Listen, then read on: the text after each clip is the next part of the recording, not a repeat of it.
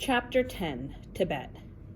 The next morning, Sanjo, Zopa, the driver, and two Sherpas were sitting in the tailgate drinking tea. By the look of their disheveled hair and rumpled clothes, they must have slept in the truck.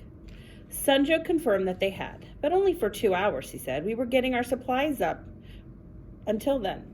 He wasn't kidding. There was so much stuff piled in the bed, I didn't know where we were going to sit. We squeezed ourselves between the gear along with two Sherpas, brothers named Yogi and Yash, and left the blue haze of Kathmandu behind us. We took our time, stopping at the Buddhist temples and monasteries along the way, where Zopa picked up boxes of food and supplies. We already had plenty of food, and some of the food he was given wasn't going to last long on the mountain. I asked about it, but got the standard shrug in reply. Away from the city, Nepal was everything I had imagined it to be. Beautiful valleys, rustic villages, fields tilled by oxen-pulled plows, all against the backdrop of the massive, sparkling Himalayas. I had been up on Mount McKinley and Mount Rainier, but they would be dwarfed by these snow-covered peaks. We stopped for the night outside a tiny village. Sanjo and I started to help set up camp, but Zopa waved us off. "You two go climb." He pointed to a wall about a quarter-mile away. "Don't fall. Come back before dark." He didn't have to tell us twice. We jogged to the wall. It wasn't a difficult climb. About halfway up, I had to stop and rest and catch my breath. Sanjo, who had picked a more difficult route, scrambled up the rock like a lizard, smiling as he climbed past, which taught me a couple things about him. He had much more lung capacity than me, and he was competitive. Climbers will tell you that the thing they love about climbing is that it's just them and the rock, blah, blah, blah. That must be true if they are alone on the rock, but put another climber next to them and the race is on. I was shocked when he blew by me so effortlessly. I was the kid who was going to climb Everest, and Sanjo was just along for the ride to base camp. Then I reminded myself that 10 days ago I was climbing clinging to a skyscraper a few hundred feet above sea level. Not exactly the best training for scaling the highest peak in the world. If I was going to summit, I was going to have to do better than watch Sanjo's butt disappear over the top as I hung below, gasping for breath.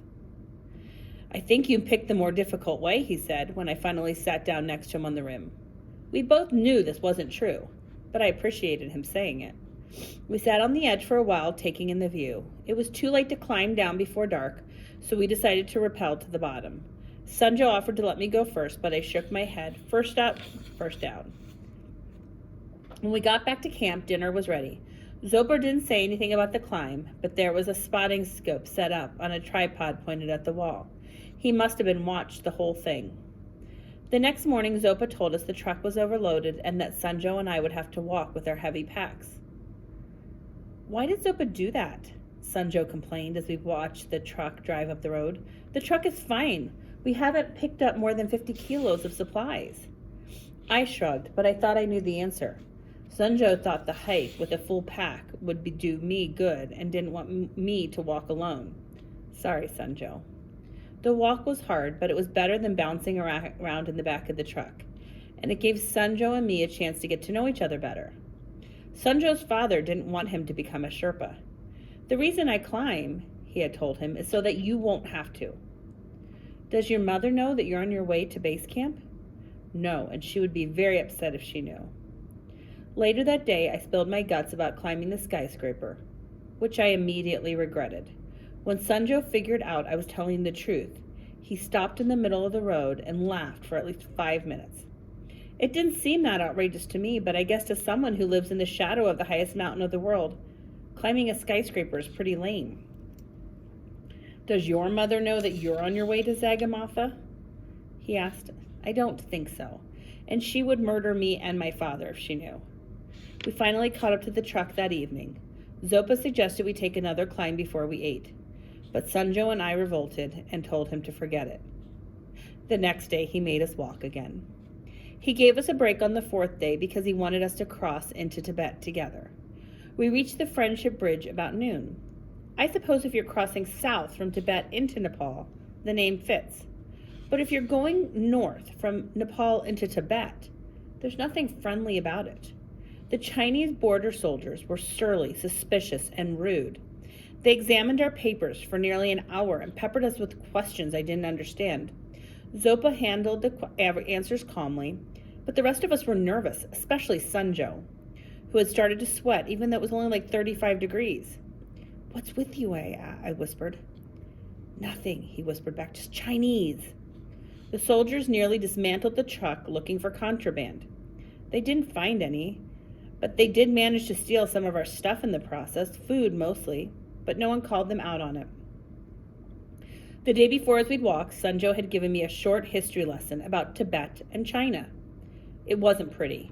The People's Republic of China invaded Tibet 50 years ago. Since that time, 6,000 Buddhist monasteries and shrines have been destroyed, and hundreds of thousands of Tibetans have been killed or jailed. Which brings me to that boulder in the middle of the road. The prisoners were cracking into gravel. We passed by it an hour after we got over the Friendship Bridge, which sort of sums up what's happening to the Tibetans. Or, as Zopa put it late that night, our brothers in Tibet have been made slaves in their own country. We stopped at every monastery that hadn't been burned to the ground or dismantled by the Chinese, and some of them well out of our way. The monks were grateful for the food, supplies, and gossip Zopa and the Sherpas brought. It was clear this was one of half-dozen reasons Zopa had for taking me to base camp. Sunjo and I hiked every day and climbed every evening. By the time we arrived at base camp 10 days later, I was feeling strong, and so was Sunjo.